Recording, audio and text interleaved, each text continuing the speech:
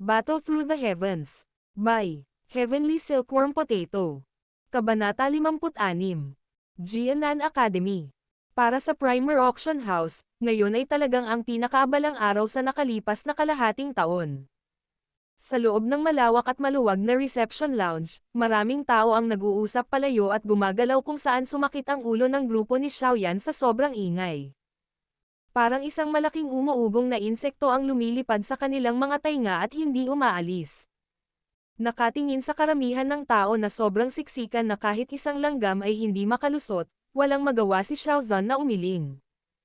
Ito ay para sa pinakamahusay para sa mga security guard ng auction house na tumulong sa pag-escort sa kanyang grupo sa pamamagitan ng VIP entrance. Iyon ang magiging pinakamahusay na paraan para makapasok. Sa loob ng auction house, bagamat siguradong hindi masyadong kakaunti ang mga tao, kumpara sa lounge sa labas, medyo mapayapa. Lumingon-lingon si Xiaozan sa mataong sahig habang casual na naglalakad kasama si Xiaoyan at ilang iba pang miyembro ng clan upang mahanap ang kanilang mga upuan. Nakaupo sa isa sa mga upuan sa gilid, tumingin si Xiaoyan sa bulwagan na may naiinip na ekspresyon habang nakasandal sa kanyang upuan nang walang pakialam sa mundo. Elder sister, sa kalahating taon pa, magsisimula na ang enrollment period ng Jianan Academy. Tahimik na nakaupo si Xiaoyan at halos makatulog nang marinig ng kanyang tenga ang tanong ni Xiaoning. Ang pagbanggit sa espesyal na pangalan na iyon ay naging dahilan upang bahagyang tumaas ang kanyang mga kilay sa interes. Ang Jianan Academy, isang sikat na Daoqi Academy sa Daoqi Mainland, ay armado ng lakas na higit na lumalampas sa imahinasyon ng karaniwang tao. Sinasabi na ang isa ay dapat tungkol sa antas ng Daoqi upang maging isang guro sa Jianan Academy. At, kahit na ang sikat na Misty Cloud faction ay hindi makakapantay sa lakas ng Jianan Academy. Sa Daoqi Mainland, medyo naiiba ang academies sa mga clans. Kung ang isa ay sasali sa isang angkan, hindi lamang siya mapipigilan ng angkan ngunit kailangan ding bantayan ang bawat kilos niya dahil ito ay magbabalik tanaw sa angkan. Ang isang akademya ay naiiba dahil ang lahat ng mga relasyon ay mapuputol pagkatapos ng graduation. Kahit na ang sabi, ang tao ay hindi hayop na walang pakiramdam. Sa isang ivory tower tulad ng akademya, ang mga estudyante ay madaling nakakabit sa akademya. Pagkatapos ng graduation, ang malabong damdaming ito ang magiging dahilan kung bakit handang suportahan ng mga nagtapos ang akademya sa abot ng kanilang makakaya. Ang tulong ng isang tao ay maaaring walang malaking pagbabago ngunit kung mayroong libo-libo o 10,000 tao ang tumulong, iyon ay magiging isang nakakatakot na puwersa. At ito, ang layunin ng bawat akademya. Ang pag-enroll sa isang akademya ay isa ring pinakamahusay na shortcut sa pagkuha ng Dao techniques at Chi methods. Sa isang akademya sa antas ng Jianan, kung ang pagganap ng isang tao ay stellar, maaaring mahuli niya ang mata ng isang guro, na magbubukas ng mga pinto sa mataas na antas ng Chi methods at Dao techniques. Sa dalawang kamay na ito, ang distansya sa pagiging isang malakas na Daoshi ay mapapaikli ng kaunti. Ang Chi methods, Dao techniques at alchemy pills ay ang tatlong pinakahinahangad na mga kalakal sa Daoqi Mainland. Ang Jianan Academy ay nangingibabaw sa dalawa sa mga larangang ito, kaya ang mga tao sa buong mainland ay naniniwala na kung ang isa ay makapasok sa Jianan Academy, ang isa ay hindi na kailangang mag-alala tungkol sa kanilang kinabukasan. Ang lahat ng nagtapos mula sa Jianan Academy ay isang mataas na hinahangad na talento na may maliwanag na mga prospect. Sa makatuwid, bawat taon, hindi mabilang na mga kabataan mula sa buong Jiama country ang sumusubok ng lahat ng uri ng ideya sa pag-asang makapasok sa Jianan Academy. Kaya, ang Jianan Academy ay talagang isang magandang lugar, gayunpaman ang mga pamantayan sa pagpapatala ay napakahigpit. Upang maabot ang ika-9 na Duan Daoqi bago ang edad na 18 taong gulang. Ang mga kinakailangan na ito ay humahadlang sa marami sa mga hindi gaanong mahuhusay na tao at kung kaya't ang mga tunay na matalino lamang ang natitira upang makapasok sa Jianan Academy. Nang marinig ang pagtatanong ni Xiaoning, bahagyang tumango si Xiaoyu. Sa isang mabilis na sulyap kay Xiaoyan, buong pagmamalaki niyang sumagot. Huwag kang mabahala, natupad mo na ang mga pamantayan. Higit pa rito, ang namamahala sa recruitment sa Wutan City ay ang aking guro, na isang 5-star dadoshi. Kasama ang katotohanang narito ako upang magbigay ng isang salita para sa iyo, tiyak na walang problema para sa iyo. Hahaha, ang galing. Nang marinig ang kanyang sagot, nagliwanag ang mukha ni Xiaoning na parang paputok at tumango sa kanyang ulo sa pananabik. Nang marinig ang kanilang pag-uusap, bahagyang kumaibot ang bibig ni Xiaoyan. Kung dati, makapasok lang siya sa Jianan Academy sa pag-asang makakuha ng mas mataas na tier na Dao Techniques at Chi Methods. Ngunit ngayon, dahil mayroon siyang Yaolao, na ang pinagmulan ay nanatiling misteryo, bilang isang guro, hindi na siya interesado sa Jianan Academy. Wala bang plano si Xiaoyan Gege na kumuha ng entrance test para sa Jianan Academy sa kalahating taon? Malumanay na tanong ni Zon na kinuha ang kawalan ng interes ni Xiaoyan. Sa tanong ni Zon itinaas ni Xiaoyu ang kanyang kilay at tinitigan ang dalawa, na pagpasyahan na niya na kung susubukan ng munting bastard na pumunta sa Jianan Academy, sasabihin niya sa kanyang guro na pahirapan siya ng kaunti. Pinunasan ni Xiaoyan ang kanyang ilong at tamad na sumagot. Hindi interesado. Ano ang posibleng matutunan ko sa isang grupo ng mga malupit na bata? Kung gusto ko ang Dao Techniques, ang pagtalon sa mga bangin para maghanap ng mga nakatagong kayamanan ay magiging mas kesya siya. Mayabang na tono. Sa tingin mo ba ay makikiusap ang isang academy na sumali ka? Huwag kang masyadong mayabang dahil lang sa biniyayaan ka ng kaunting talento. Marami sa Jianan Academy ang madaling makakapantay sa iyo. Sa katunayan, ang hindi pagpasok ay mas mabuti para sa iyo, dahil sa iyong maput na ugali, ang makikita mo lang doon ay isang mundo ng mga pambubugbog. Sa pagmamaliit ni Xiaoyan sa akademya na labis niyang ipinagmamalaki, biglang sumingit si Xiaoyu habang ang kanyang ekspresyon ay naging malamig. Ibinaling ni Xiaoyan ang kanyang paningin upang walisin ang galit na si Xiaoyu. Ang mga gilid ng kanyang bibig ay nakahilig pababa, ngunit hindi siya mapakali sa kanya. Ang kanyang pangako kay Nolan Yanran ay kailangang matupad sa wala pang 2 taon. Ang tanging layunin lang niya ngayon ay lampasan ang babaeng iyon. Wala nang gaanong oras ngunit napakalaki pa rin ang pagkakaiba nila. Hindi naniniwala si Xiaoyan na mayroong sino man sa Jianan Academy na makakatulong sa kanya na malampasan si Nolan Yanran sa 2 taon na natitira. Dahil wala silang maitutulong sa kanya, bakit siya mag-aabala na mag-enroll sa karumal-dumal na academy na iyon? Maliban na lang kung matuturuan nila siya sa alchemy arts tulad ni Yaolao. Ngunit kahit na kaya nila, maaari ba silang tumugma sa kakayahan ni Yaolao? Umiling si Xiaoyan, nagpa siya na huwag nang makipagdebate sa kanya tungkol sa mga akademya. Pagtingin-tingin sa paligid, nalaman niyang may 2 pang miyembro ng malaking clan na pumasok din sa auction. Matapos dumaan ang isa pang pulutong, biglang nakaramdam ng malamig na tingin si Xiaoyan. Saglit na lumingon, napagtanto niyang ang may-ari ng titig ay ang nakabangga niya sa palengke, ay si Jia Liao. Sa kasalukuyan, ang young master ng Jia Lai clan ay nakatitig sa kanya na may masamang hangarin habang paminsan-minsan ay palihim na sumulyap sa napakagandang figure ni Zon sa tabi niya. Nagdulot ito ng pagtitig sa likod ni Xiaoyan, na nagdulot ng masamang ngiti mula sa young master. Malamig na nakatitig kay Jia Liao na walang tigil sa pagbuka at pagsara ng bibig, halos hindi matukoy ni Xiaoyan ang kanyang mga intensyon.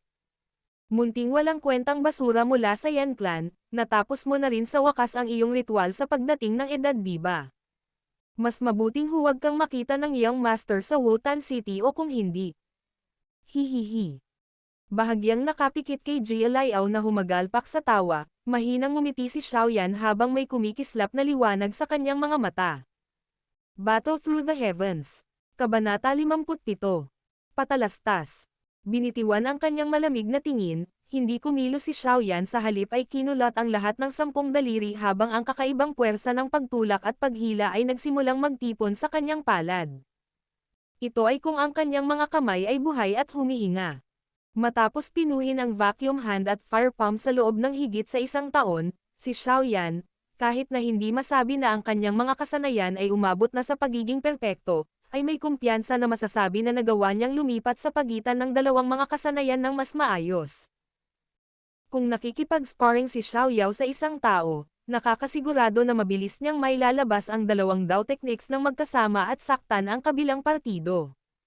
Sa tabi niya, mabilis na sumulyap si Zon kay Jia Liao, isang maliit na ngiti ang sumilay sa kanyang mga labi. Senior brother Xiaoyan, mukhang mas malakas ang lalaking iyon kaysa dati. Iniling ni Xiaoyan ang kanyang ulo bilang pagsang-ayon, malamig na tumugon. Noong huling pagkakataon sa auction, ang kanyang ama ay nagtagumpay na manalo ng isang wind attribute high Zuan level Chi method. Isang taon na ang nakalipas at tiyak na sapat na oras iyon para kay GLI, na isang wind attribute, na baguhin ang kanyang lumang Dao Chi sa bagong methods Dao Chi at sa gayon ay naging mas malakas siya. Hihihi, hindi katakatakang naging mayabang siya. Talaga bang iniisip niya na ang high-level Zuan technique ay isang bagay na napakabihirang? Todong ngiti si Zon habang sinasabi niya. Sa loob ng kanyang malakristal na mga mata ay nagsayaw ng ligaw na gintong apoy. Nakangiti si Xiaoyan habang umiiling at may pahiwatig ng pagiging mapaglarong sumagot siya. Sa isang mayamang batang babae na tulad mo na kayang alisin sa hangin ang Chi methods ng high-level na kalidad ng Zuan, syempre hindi bihira ang ganyan. Nang marinig ang mapanoksong salita ni Xiaoyan, kinusat ni Zon ang kanyang puting ilong na lili. Umikot ang kanyang mga mata, sumagot siya na may kaunting pait. Kahit bihira ito, hindi ba tinanggihan pa rin ito ni senior brother Xiaoyan? Nang marinig ang sinabi niya, napangiti si Xiaoyan sa kahihiyan. Itinuro ang kanyang baba patungo sa entablado, sinabi niya. Magsisimula na ang auction. Nang makitang nagkukunwaring kamangmangan si Xiaoyan, naiiling na lamang ni Zon ang kanyang ulo habang itinoon niya ang kanyang tingin patungo sa entablado ng auction na biglang lumiwanag. Sa ilalim ng atensyon ng hindi mabilang na mga mata, si Yafei, na nakasuot ng pulang damit, ay umakyat sa entablado. Ang pulang damit ay mahigpit na nakapulupot sa kanyang katawan, dahilan para mag-alab ang mga titig ng mga manunood. Si Yafei, na may suot na magandang ekspresyon, na nakatikip sa kanyang mga labi sa likod ng isang kamay, humarap sa mga manunood sa ibaba at nagpakawala ng kanyang kagiliw-hiliw na tawa habang nagsasalita siya ng ilang salita sa karamihan. Sa kanyang alindog, madali niyang pinalayas ang auction sa isang siklab ng pagnanasa. Nararamdaman ang lumalagong pananabik sa hangin, maging si Xiaoyan ay hindi napigilan ang paglapat ng kanyang mga labi. Si Yafei ay talagang karapat-dapat sa titulo ng punong auctioneer ng Primer Auction House.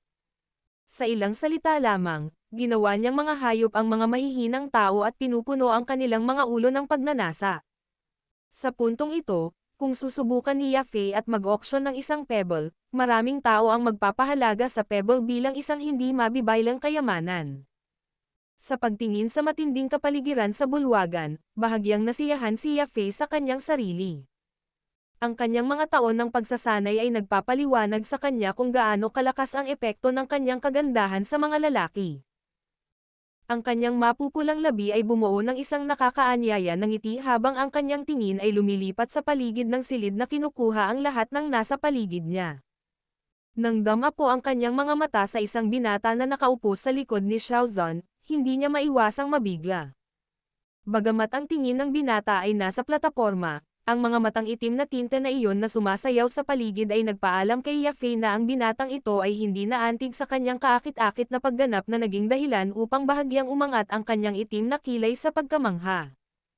Inilayo ang kanyang tingin kay Xiaoyan, bahagyang humiwalay ang mapupulang labi ni Yafei habang tumakas ang mahinang tawa. Pinapalakpak ang kanyang mga kamay, ngumiti siya at sinabing. Alam ni Yafei kung ano ang nagdala sa lahat ng tao dito ngayon, kaya may iwan ang mga karaniwang pampaganya. Sa halip, magsisimula tayo kaagad sa pangunahing kaganapan. Habang tinatapos niya ang kanyang talumpati, bahagyang iwinagayway ni Yafei ang kanyang mga kamay, pinadidilim ang mga ilaw sa entablado. Pagyuko sa karamihan, naglabas siya ng jade plate at sa gitna ng plato ay naglatag ng maliit na white jade bottle. Sa hitsura ng maliit na white jade bottle, nag-init ang tingin ng mga manunood sa pananabik. Isa-isa nilang pinagsalikop ang kanilang mga kamay bilang pag-asam na makuha ang bote para sa kanilang sarili. May nakakaalala ba sa Foundation Elixir mula sa huling auction natin? Ang mga inaalok natin ngayon ay gawa ng parehong alchemist. Tiniyak sa amin ng Grandmaster ng aming auction house na si Guni na pareho rin ang bisa at kalidad, kaya hindi dapat mag-alala ang lahat tungkol doon. Sabi ni Yafei habang malumanay ng umiti. Biglang lumingon kay Xiaoyan, na may kaakit-akit at magandang ngiti, idinagdag niya.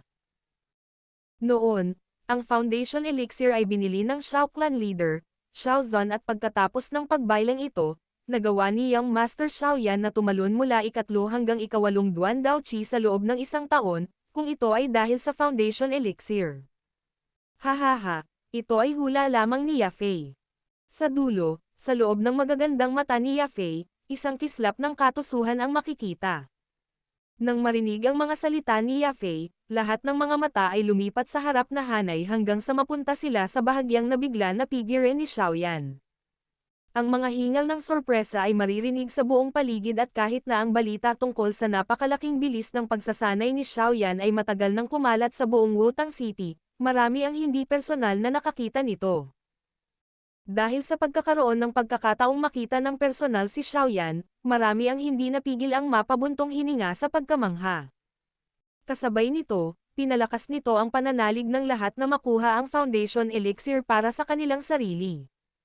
Sa hindi kalayuan, nang makita si Xiaoyan sa spotlight, ang mga sulok ni Jia Liao ay napangiti habang ang kanyang mukha ay napuno ng pang-aalipusta. Sa ilalim ng atensyon ng karamihan, si Xiaoyan ay hindi komportable na umikot sa kanyang upuan. Sa kanyang puso ay hindi siya makapagdesisyon kung iiyak o matatawa. Napakatalino ng babaeng ito, ginamit talaga niya si Xiaoyan bilang librerag advertisement.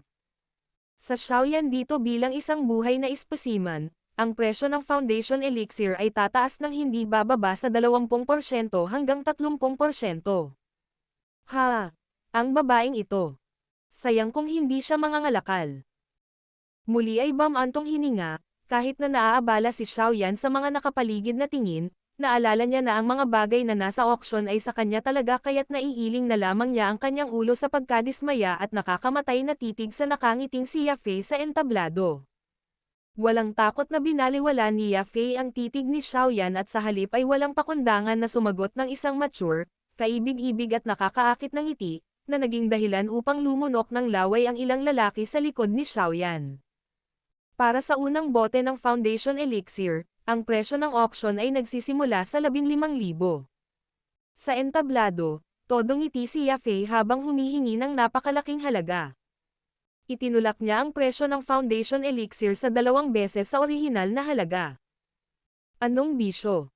Sa ibaba ng entablado, nang marinig ang presyo, bamuka ang bibig ni Xiaoyan sa pagkamangha habang sa loob-loob niyang umiling-iling.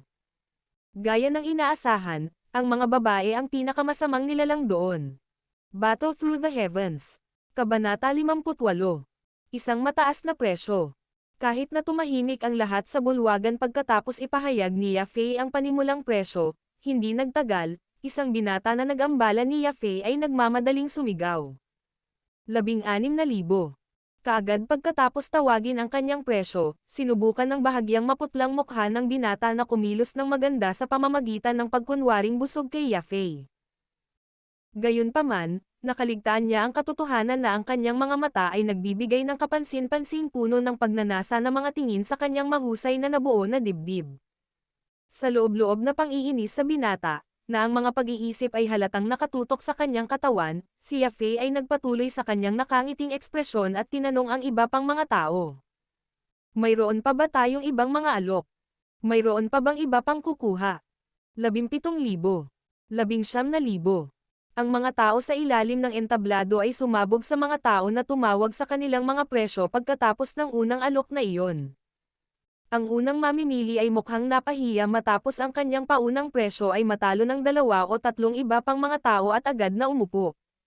Nang marinig ang walang tigil na pag-agos ng mga presyo, hindi napigilan ni Xiaoyan ang pagkabigla at napabuntong hininga na lamang siya sa kanyang pagkagulat.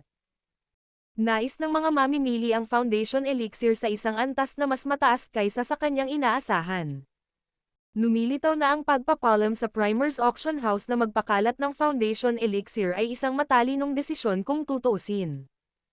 Ang tatlong pangunahing angkan ay nagkaroon ng paninindigan sa manunood tungkol sa Foundation Elixir na ito at sa gayon ay sinamantala ng mga mahihinang partido ang pagkakataon at nagsimulang mag-agawan upang pangalanan ang anumang babayaran nila.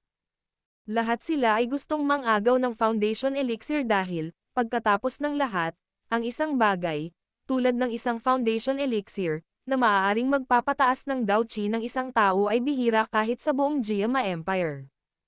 Pagkatapos ng kalahating oras ng mga presyo na tinawag, ang unang Foundation Elixir ay naibenta pagkatapos magsimulang tumigil ang mga bid sa humigit kumulang 47,000. Sa pagtingin sa masayang hitsura sa mukha ng matabang mamimili, si Xiaoyan ay talagang hindi nakaimik. Hindi niya akalain na may gusto pa ng Foundation Elixir na higit na baliw kaysa sa kanyang ama. Nagkakahalaga ito ng humigit kumulang 1,000 gintong barya para makagawa ng isang Foundation Elixir, ngunit narito ang isa ay naibenta lang ng 10 beses sa halagang iyon. Sa ganoong kalaking tubo, hindi napigilan ni Xiaoyan ang paglalaway. Sandaling nag-isip si Xiaoyan, napakamot sa baba at kumurap. Kung hindi pa niya nakilala si Yao Lao, magkakaroon kaya siya ng karangyaan na magamit ang Foundation Elixir araw-araw. Nang makitang ang unang Foundation Elixir ay naibenta sa ganoon kalaking halaga, nakahinga lang ng maluwag si Yafei at naisip sa sarili. Sa ganoong halaga, masisiyahan kaya ang misteryosong alchemist. Magiging mahusay kung ang misteryosong alchemist ay may bahagyang mas magandang impresyon sa primer auction house. Bumalik si Yafei upang tingnan ang lahat ng tao na pumupuno sa auction house, pagkatapos na umiling sa kanyang mga iniisip. Natatawang tinitigan niya ang mga puting bote ng jade sa kanyang mga kamay. Ang huling 6 na Foundation Elixir ay hahatiin at ibebenta bilang 3 grupo. Ang isang grupo ay magbabahagi ng 2 bote ng Foundation Elixir. Ang bawat grupo ay magkakaroon ng panimulang presyo na 30,000 gintong barya. Pagtingin sa bawat isa sa 2 bote ng Foundation Elixir, ang mga tao ay naging kakaibang tahimik. Napatingin sila sa 3 pangunahing angkan na nakatayo sa di kalayuan saglit lang. Ngunit ang maikling sandaling iyon lamang ang kailangan nilang malaman na ang 3 angkan ay malapit ng kumilos. 31,000. Ang pinuno ng angkan ng GLI na si GLI B ay natahimik ng 1 segundo pagkatapos ipahayag ang presyo, at pagkatapos ay dahan-dahang tinawag ang kanyang bid. Hihihi, GLI B. Naubos ba ng Chi method na binili mo nung huling beses ang treasury ng clan mo? Paano ka naging kuripot ngayon? May 1,000 gintong barya ka na bang matitira ngayon? Biglang natawa si Aobapa matapos marinig ang presyo ni GLIB. Bahagyang kumikibot ang kanyang mukha, pinandilatan ni GLIB si Aobapa gamit ang isang mata. Imbes na mag-insulto, ibinalik niya ang malamig na tingin sa mga puting bote ng jade sa entablado. 35,000. Sumigaw si Aobapa. Mapanuksong tumingin siya kay GLAB habang binibigay niya ang kanyang bid. 38,000. Sumunod naman si GLAB. 45,000. Patuloy na pinukaw ni Aobapa ang isa pang pinuno ng angkan. 50,000. Sa oras na tinawag ang presyong ito, nagsimulang manginig ang kamay ni GLIB. Bagamat mahirap para sa kanya na aminin ito, tulad ng sinabi ni Aobapa noon, ang GLI clan ay gumamit ng ilang taon ng pagtitipid upang bilhin ang high-level Zuan Chi method. Kaya kamakailan, lumiit na ang kita ng GLI clan ng higit sa 20 hanggang 30%. 55,000. 56,000. Napabuntong hininga na lamang ang iba pang audience sa nakita nilang dalawa, kahit na may sapat silang pondo, kulang pa rin sila sa lakas para hamanin ang 3 dakilang angkan. Pagkatapos ng lahat, bawat isa sa 3 dakilang angkan ng Wutang City ay mayroong hindi bababa sa 3 malalakas na Dadoshi level practitioner. Kahit na ang kapangyarihang pang-ekonomiya ay isang mahalagang haligi na sumusuporta sa isang angkan, kung walang lakas ng militar na protektahan ang kapangyarihang pang-ekonomiya na ito, kasama ang mga kayamanan ng mundo, hindi pa rin sila magiging makapangyarihan. Kaya naman, mataktikang umiwas ang iba sa audience na pumasok sa auction battle sa pagitan ng 2 clans na ito, habang paminsan-minsan ay sumulyap sa Xiao clan, na nakaupo pa rin sa bakod.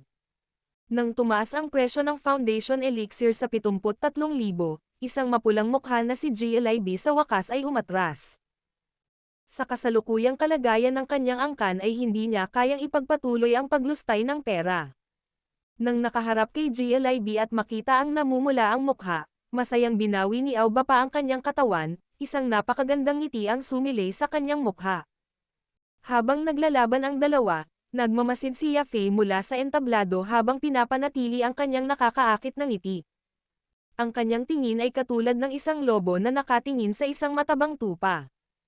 Noon lamang naayos na ang panghuling presyo ng auction na nag-aatubili na hinayaan ni Yafei na ang mas maliit na martilyo sa kanyang kamay ay dumurog pababa. Nang muling itulak ni Yafei ang isa pang set ng dalawang foundation elixir, ang tahimik na si Xiaozan sa wakas ay kumilos. Ang kanyang walang malasakit na tono ay umalangaw sa ibang tao, na naging dahilan upang ang dati nang nalulumbay na si GLIB ay lalong nahulog sa depresyon. 75,000. Isang tinig na puno ng determinasyong manalo ang umalangaw sa buong bulwagan. Sa entablado, kahit si Yafei ay nabigla sa pagmamaneho ni Xiaozan, medyo matagal bago makabawi sa kanyang pagkatulala, sa wakas ay ngumiti siya at nagtanong. May iba pa ba?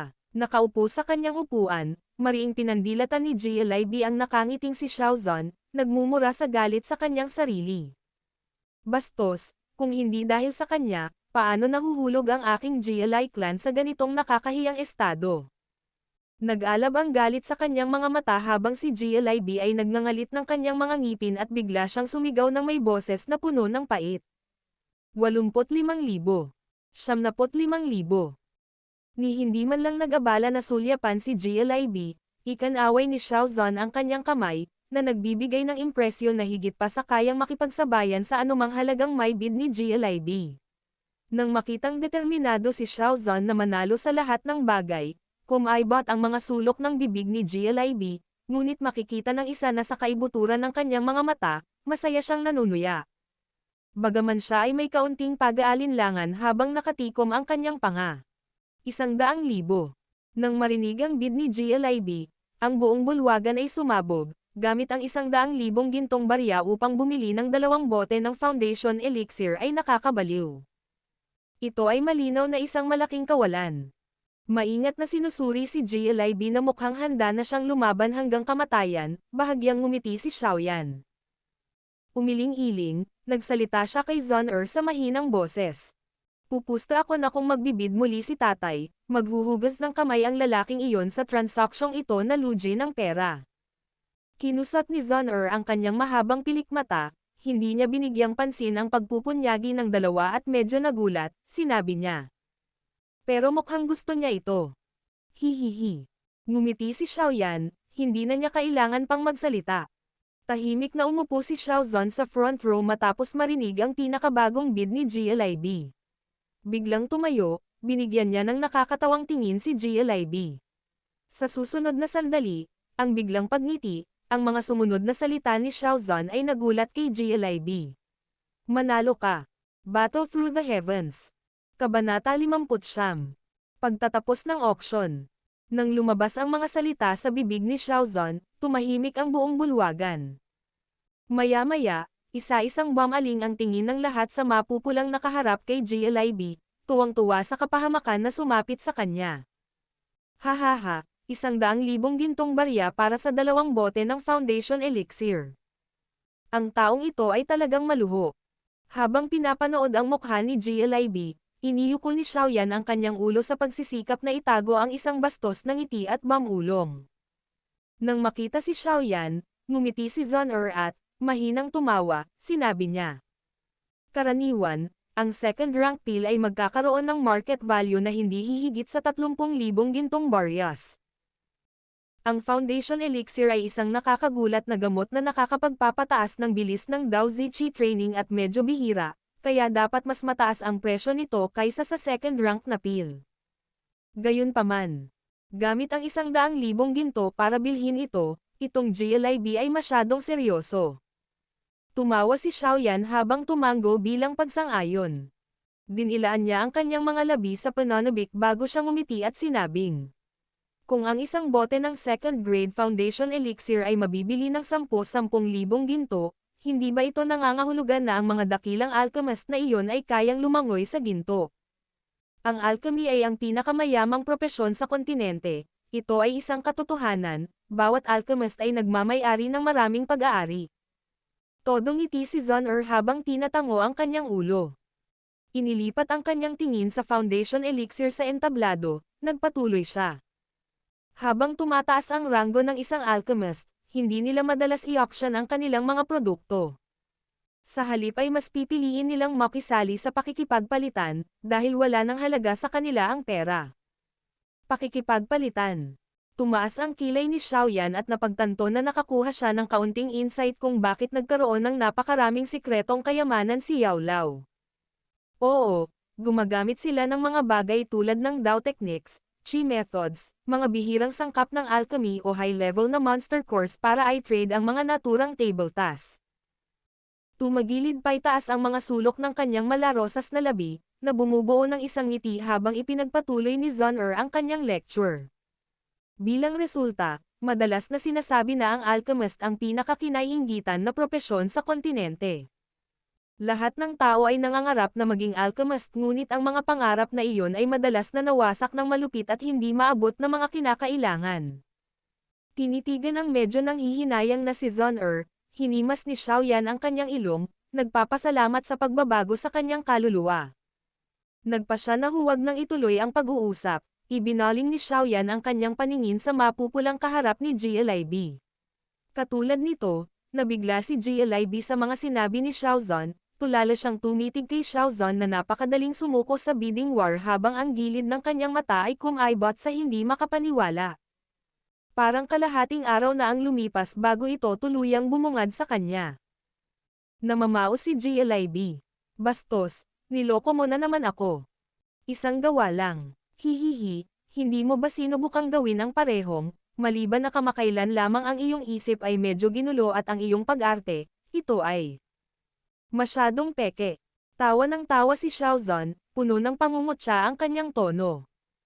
Mabuti, mabuti. Napakahusay, napakahusay, ang pinakamahusay, Xiaozon, ako, si GLIB ay tatandaan ang mga salitang iyon.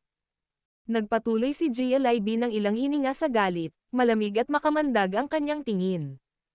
Binaliwala ni Xiaozon ang kanyang banta, na may huling panunuya ay humarap siya kay Yafei at sinabing, Mistress Yafei, simulan na natin ang huling auction.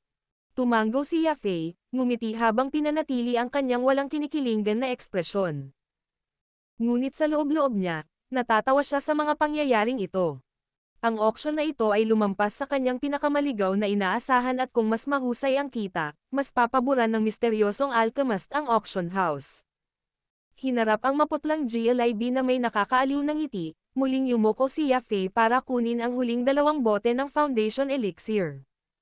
Bilang pagpupuno sa kanyang malarosas na mga labi na may nakakasilaw ng ngiti, inihayag niya. Ladies and gentlemen, ito ang huling batch ng elixir, gayon din, ang panimulang bid ay 30,000. Nang makita ang huling batch ng elixir, nanginginig ang ilang matatanda sa paligid ni Xiaozon at nagmamadaling tumingin kay Xiaozon na may malinaw na intensyon. Tahimik na nakaupo sa kanyang upuan, hindi pinansin ni Xiaozon ang mga senyales ng matatanda. Sa halip ay umikot ang kanyang tingin sa paligid ng auction house, lumibot sa buong bilog bago niya tuluyang ipahayag sa malamig na tono. 50,000. Nang marinig ang bid ni Xiaozon, tumindi ang mukha ni GLIB habang ang kanyang bibig ay katutubo na nagsimulang bamuka, ngunit sa pag-iisip ng kanyang kasalukuyang krisis sa pananalapi, ikinalulungkot niya lamang ito. Sa kabilang sulok ay patuloy na pinagmamasdan ni Aoba pa ang matapang na si Xiaozon. Nakakunot ang kanyang noo at pinitik ang kanyang mga daliri sa likod ng kanyang kamay, ang mga mata ni Aoba pa ay bahagyang kumikislap sa paggalaw ng paghahayag. Sa isang sandali, mahina siyang ngumiti at sinabing, 55,000.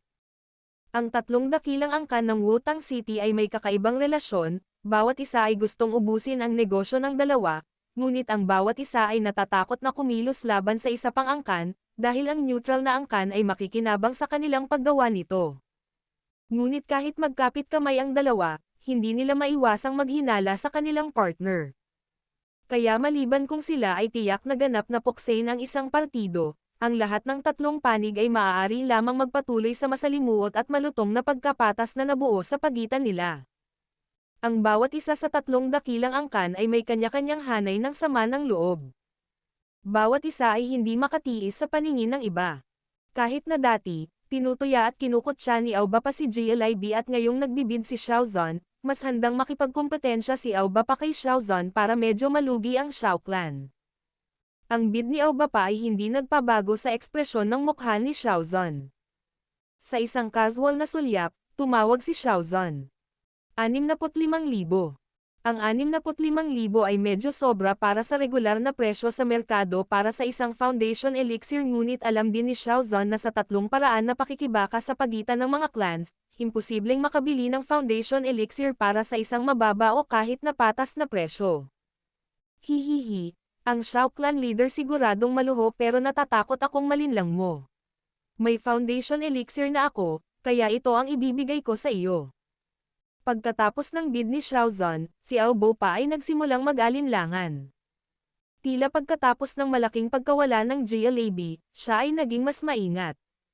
Napatingin si Xiaozan kay Aoba pa at nag-relax sa kanyang upuan habang tumatawa. Ang ngiti, o kung ano man ang nakaplaster sa mukha ni Aoba pa ay halatang hindi ang nararamdaman ng lalaki. Anuman, nagbuntong hininga pa rin si Xiaozan pagkatapos. Kalokohan, kailangan kong magbayad ng dagdag na 10,000. Ang bastos na ito ay hindi maganda. Nang marinig ang mga salitang iyon, naisip ni Xiaoyan na ito ay nakakatawa. Sa ganitong uri ng labanan, mayroon bang mabubuting tao? Kung ang kabilang partido ay hindi natakot na mapunta sa isang mahirap na kalagayan tulad ni GLIB, tiyak na ipinagpatuloy niya ang pagtataas ng bid ng higit pa bago tuluyang hinayaan ang problema. Tinapik ang kanyang mga daliri. Itinuon ni Xiaoyan ang kanyang tingin sa entablado kay Yafei, nakakababa pa lang ng maliit na martilyo, na hudyat ng pagtatapos ng auction. Sa loob-loob niya, nakahinga siya ng maluwag, ang halagang ito ng pera ay sapat na para sa isang yugto ng panahon. Ngayon, ang natitira na lang ay ang mga sangkap ng alchemy at para pinuhin ni Yao Lao ang Qi Gathering Powder. Sa lalong madaling panahon, ako ay magiging isang daoshe. Dinilaan ni Xiaoyan ang kanyang mga labi at nagpakawala ng mahabang buntong hininga, ang unang balakid sa kanyang paglalakbay sa pagsasanay ay malapit ng malampasan. Battle Through the Heavens. Kabanata 60. Mga nakuhang sangkap. Nang makitang matatapos na ang auction, nakahanap si Xiaoyan ng dahilan para lumabas.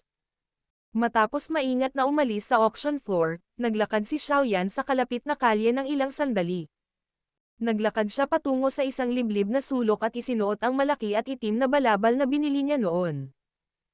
Ang pagbalot sa sarili sa makapal na balabal ay humadlang sa kanyang mga galaw, kaya dahan-dahan lang siyang nakabalik sa auction floor. Mula nang makilala siya ni Yafei bilang ika-4 na antas na alchemist, naglagay siya ng informant sa auction floor para bantayan ang anumang senyales ng misteryosong lalaki. Tahimik na nakaupo sa kanyang upuan, itinaas ni Xiaoyan ang tasa ng tsaa sa mesa sa kanyang mga labi at humigop. Mabilis niyang sinulyapan ang mahiyaing dalaga sa tabi niya at mahinang tumanggo. Naririnig ang boses ng isang matandang lalaki kahit na hindi gumagalaw ang mga labi ni Xiaoyan. Gaano katagal bago matapos ang auction? Biglang tanong nito kaya napalundag ang dalaga.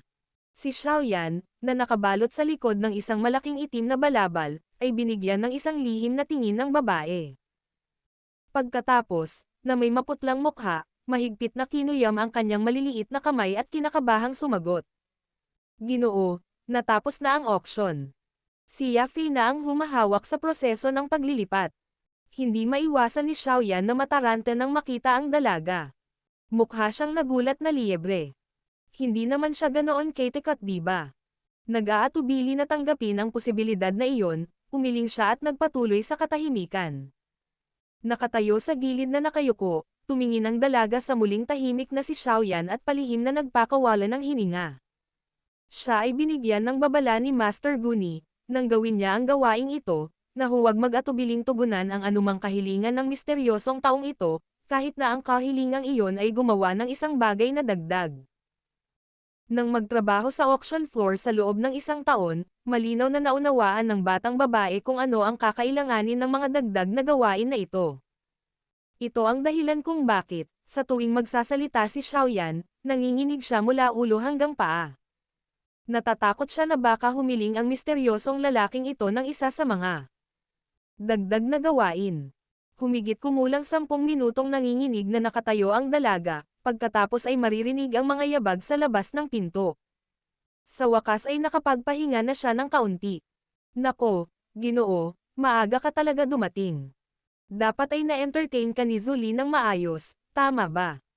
Gumalaw ang serpentine waist ni Yafei at nagpakawala siya ng nakakaakit na kilos habang dahan-dahang pumasok sa silid. Ang kanyang curvy figure ay maaaring gumawa ng mga lalaki na may kaunting pagpipigil sa sarili na makaramdam ng nagniningas na salpok. Succubus. Muling sumigaw ang kanyang puso. Napaatras si Xiaoyan, at bahagyang tumango. Pinapanood si Xiaoyan na tumango, ang dalagang nakatayo sa gilid ay muling nagpakawala ng hininga. Magalang siyang yumoko at mabilis na umalis. Nang makitang ang hitsura ni Xiaoyan ay walang bahid ng kawalang kasiyahan, gamaan ang pakiramdam ni Yafei. Binigyan niya ito ng isang ngiti na naglalaman ng alindog ng langit. Ang kanyang ngiti ay nagbigay kay Xiaoyan ng isang nakakakuryenteng kilig. Nang makipag-ugnayan sa engkantadong ito, hindi naglakas loob si Xiaoyan na pakawalan ang kanyang bantay. Sa ilalim ng balabal, hinaplos niya ang walang palamuti na itim na singsing, nagmamadaling ibinigay ang responsibilidad na makipag-usap kay Yao Lao. Natapos na ba ang auction? Oo. Nakangiting ekspresyon si Yafei habang tinatango niya ang kanyang Snow White na baba. Ikinaway ni Yafei ang kanyang kamay at may lumabas na light blue jade card sa kanyang kamay. Natawa siya. Ginoo, itong 7 foundation elixir, lahat ay nag-auction sa halagang 285,000 gintong barya. Pagkatapos bawasin ang mga buwis, ang natitirang pera ay nasa card na ito. Lumapit si Xiaoyan at kinuha ang card. Comfortable itong nakapatong sa kamay niya at halatang mahal ang paggawa. Bahagya niyang hinaplos ang jade card at tumango. Sa pagtingin sa pares ng mga bata at patas na palad, muling nagkaroon ng kakaibang pakiramdam si Yafei. Ang presyong ito ay lampas sa aking inaasahan. Ako ay lubos na nasisiyahan. Dahil sa boses ni Yao Lao, natuwa si Yafei. Mabilis niyang inalis ang anumang kakaibang iniisip. Nakatitig sa kanyang mapang-akit na mga mata, itinikom niya ang kanyang malarosas na labi at tumawa. Kung gusto mo pa ring mag-auction ng gamot mamaya, mangyaring pumunta sa Primer Auction House. Tiyak na magsusumikap kaming makuha ang pinakamagandang presyo. Tumango si Xiaoyan, inalis ang jade card. Pagkatapos ng bahagyang pag-aalinlangan, ang tinig ni Yao Lao ay nagtanong. Ang mga sangkap na hiniling ko, nakita mo ba sila? Ang kanyang mahaba at makitid na kilay ay nakabaluktot sa isang magandang arko, bahagyang tumawa si Yafei. Ang kaibig-ibig na tono ay nagparamdam kay Xiaoyan na medyo nagulat. Oo, natural na tinupad ng aming auction house ang iyong kahilingan. Pinalakpakan ni Yafei ang kanyang mga kamay, at si Guni ay personal na humakbang na may hawak na jade plate. Pagkatapos ay huminto siya sa gilid ni Xiaoyan at yumoko. Maingat niyang inilagay ang jade plate sa mesa at tumawa. Ginoo, nandito na lahat ang mga hiniling mong sangkap. Nagliwanag sa kaligayahan ang mga mata ni Xiaoyan nang tingnan niya ang platong puno ng mga sangkap sa tabi niya. Ang kapangyarihan ng auction house na ito ay hindi maliit. Kung siya mismo ang susubok na bilhin ang mga sangkap na ito, marami siyang nasayang na oras at lakas. Ngunit dito, ang auction house na ito ay nagawang tipunin ang lahat sa isang araw. Dahil dito, labis na natuwa si Xiaoyan sa kanyang hindi inaasahang kapalaran. Paumanhin sa abala. Nang makitang natipon ang lahat ng mga materyales para sa chi-refine ng powder, maging ang walang malasakit na boses ni Yao Lao ay lamambat ng kaunti. Dahil nakipag-ugnayan sa maraming tao sa auction floor sa loob ng maraming taon, natural na nakikilala ni Yafei ang mas malambot na tono ni Yao Lao. Siya ay kawili-wiling nagulat. Ang transaksyong ito ay ang tamang desisyon. Ayokong samantalahin ka. Ang pera para sa mga sangkap na ito. Ibawas ito sa card na ito. Nang makitang ilalabas na muli ni Xiaoyan ang card, agad na tumawa si Yafei. Ginoo, nakuha namin ang mga sangkap na ito sa loob. Ang presyo ay mas mura kumpara sa makikita mo sa labas. Ang iyong dalawang auction ay nakakuha ng maraming reputasyon para sa aming auction house. Paano kami mangangahas na kumuha ng pera para sa mga bagay na ito? Sige, gawin natin ang iyong paraan. Kung kailangan ko ng karagdagang sangkap sa hinaharap, magpapalitan ako ng mga table tasks sa iyo. Pagtango ng kanyang ulo, naunawaan ng matalinong si Yao Lao na gusto niyang lumikha ng isang magandang relasyon. Hindi gustong makipagtalo sa kanya, maingat na kinuha ni Xiaoyan ang jade plate at inimbak ang mga laman nito. Sige, may iba pa akong negosyong aasikasuhin at hindi na ako magtatagal pa. Nang makitang nakaimbak na ang lahat, tumayo si Xiaoyan. Nakipagkamay siya at dumiretso sa labas. Ginoo, sasamahan ka ni Yafei. Si Yafei ay commandant kay Guni. Humakbang silang dalawa para manguna. Sinundan ni Xiaoyan ang dalawang auction manager na ito na magiliw na nanguna at lumabas ng silid sa likod. Inangat niya ang ulo niya at binigulan. Habang papalabas sila sa likod na silid, lumabas din ang isang grupo ng 3 tao sa buong auction floor. Iniwas ni Xiaoyan ang kanyang mga mata sa 3 tao, hindi mapigilan ni Xiaoyan na kinakabahang hatakin ang kanyang balabal. Napagtanto niya na ang nasa gitna ay ang kanyang ama na si Xiaozan. Pakiusap huwag niya akong makita. Panalangin ni Xiaoyan.